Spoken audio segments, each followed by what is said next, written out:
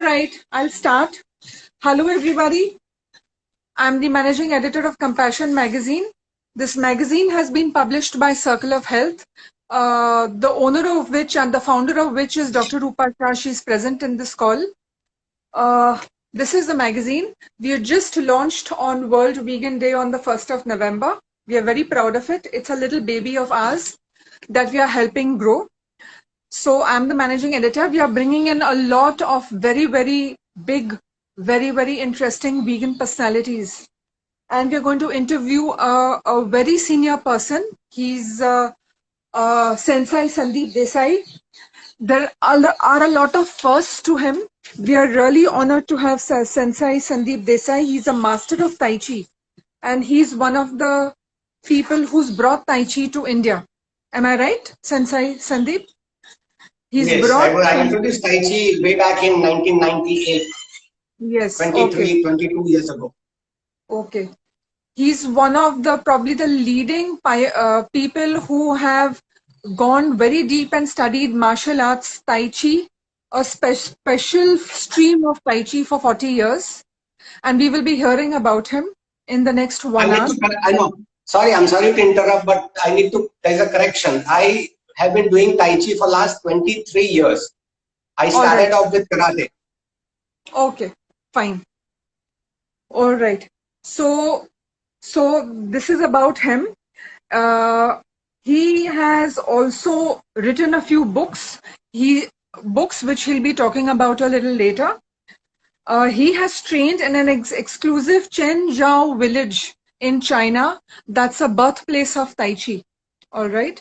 So I will be giving the floor to Sensei Sandeep Desai, and he will be talking about his journey and what ignited the passion and how he got involved or introduced to Tai Chi. Not only that, he's vegan, and he's also a raw, 90% raw vegan, and he'll be talking about his food as well. So please start, Sensei. Thank you so much. Thank you.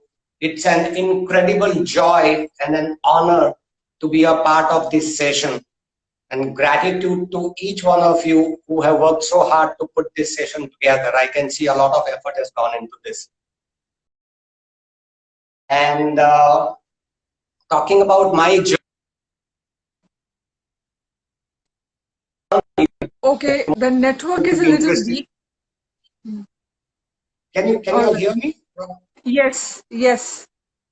Okay, let me begin. How did I embark on my journey of veganism? Because that's what most of the people would be, the viewers out there would be interested to find out. It all began in 2011 when I was struck by thyroidism, hyperthyroidism. And when the persistent fever kept me in bed for consecutive 5 days, I knew I had to see a specialist.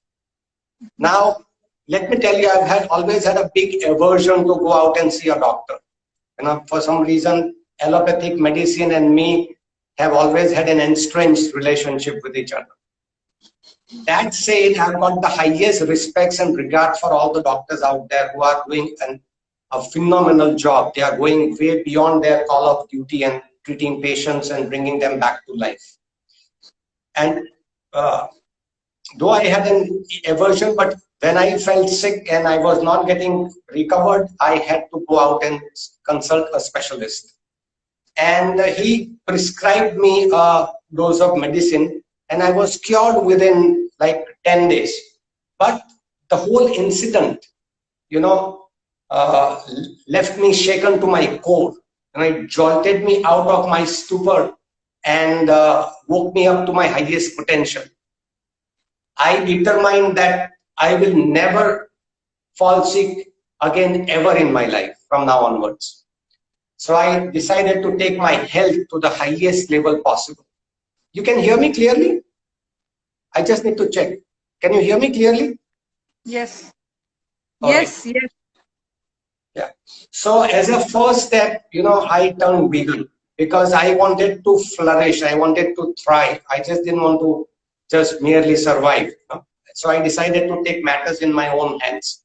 And I consulted a very renowned nutritionist Anju Venkat, the daughter of renowned nutritionist Vijaya Venkat, Vijaya Venkat. who has been one of the pioneers. She has worked with farmers and she has done a phenomenal job of educating people. And as things turned out, she asked me a lot of questions, Anjuji, and she told me, she pointed out that because you had been eating a lot of tofu, a lot of soybean tofu, because I had just made a trip to China and I had gone overboard on tofu because that's the only source of protein, because I've always been a vegetarian. And for some reason, it did not agree with me and I was getting this fever. So I gave up tofu there and then. And she also pointed out that, milk and all dairy products are unsuitable for human consumption. So that was the first thing that I decided to leave out, because now I was so firm in my, resolve not to ever go back to those foods which were not serving me. So I decided to cut out dairy, and now it's been how many years? Almost 9-10 years. I've not gone back to dairy, and it has gifted me the best health of my life. Turning vegan, and I can't get over how positively it has impacted my life. I have tons of energy. I have not been sick a day since that day. Okay. For 9 years, I have not been sick a day. Isn't that phenomenal? I mean, that's for really me, that phenomenal. is super awesome. And my energy is always through the roof. You will never ever find me, down in dumps, not in my elements, out of sorts. Those words don't really exist in my dictionary. I'm always at my peak, at the summit of my energy. And I've seen a lot of changes physically. My flexibility has improved by leaps and bounds. I can do amazing things with my body. I'm 56 years of age, but I enjoy a childlike suppleness in my spine and in my hamstrings, which is truly remarkable. So it has really benefited beyond the words can express. Over to you. All right. So tell us, I mean, it's really amazing to hear about it. But at the same time, I've read that you have basically introduced Tai Chi to India. You've combined two streams of martial arts. And you've also added a third angle, a third pitch. And you added yoga. You specialize in yoga. Right. So please tell us that how did it all happen? Sure. See, I was introduced to the world of martial arts when I was all of 15 years of age. I'm talking about 1978, and karate was becoming popular by the day thanks to Bruce Lee. Bruce Lee's Return of the Dragon and Enter the Dragon, two immensely popular movies, had created a kind of craze among the youth, and I had joined the band. I had jumped onto the bandwagon of karate, and the karate was a huge part of my life till I failed my second-degree black belt test in 1986. So whatever success or whatever what should I say, achievements or accomplishments that have come my way is only because of this failure, that I flunked my second-degree black belt test. And that I would call it a turning point. Sometimes not getting what you want is the best thing that can happen to you. Okay. So I decided to make a trip to Okinawa, Japan in 1989 and bring about a new style of karate in India. Okinawan Shorin Matsubaya Shiryu Karate I introduced in 1989. And then it became a central thread in my life, karate. Before going to Japan, I wasn't really very serious, but this failure, really knocked me out and really brought me face to face with my destiny. And I decided to, you know, make a deeper commitment and dig deeper. So after becoming third degree black belt in this particular style of karate, I introduced it here, and I spent 15 years in close contact with children. So I was teaching in the Air India Modern School. I was holding several classes a day. And I introduced this to thousands of school children and college students.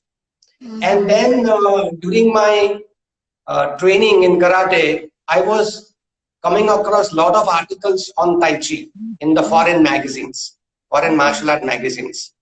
And they all used to speak very highly of Tai Chi. And when I realized that Tai Chi is an internal martial art, and it is also a system of healing, you know, and also a spiritual art. So I said, you know, now this is my next step. And then I decided to make a commitment to Tai Chi, and I went to Germany in 1998. I underwent a small course with Dr. Bob Batcher. He was my first teacher in Tai Chi. And then I returned and I started writing about Tai Chi in the leading publications like Times of India and Indian Express. So my articles would appear in Speaking Tree, you know, one of the most popular columns in Times of India.